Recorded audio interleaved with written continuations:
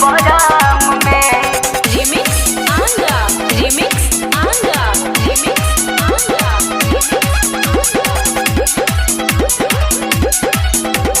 कैसे निकली हम घरवा से बहरी, मिले के मौका ना मिलता बही और बहुत पहरा पड़ता हो।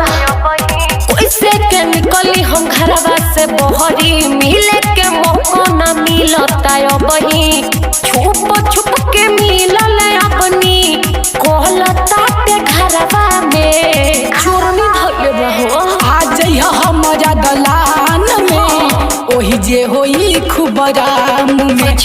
आ जइह हमरा दलान में ओही जे होई खूब राम में। तो रिक्स लेबो ना, लेबो ना।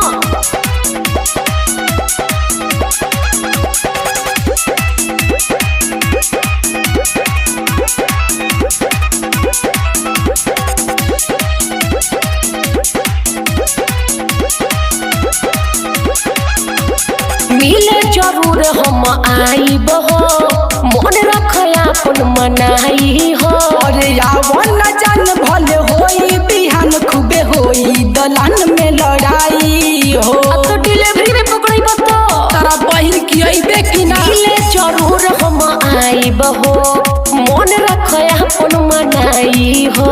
अरे यावन जान भले होई बिहान खूबे होई दलान में लड़ाई हो।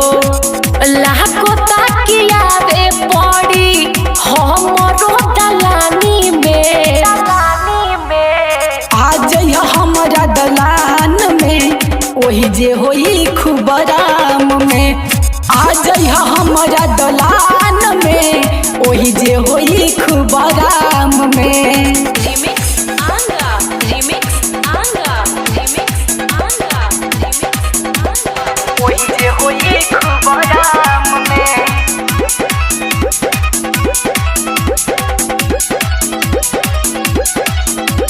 कैसे आई शिव शंकर हो, काहे बड़ बौराइल हो।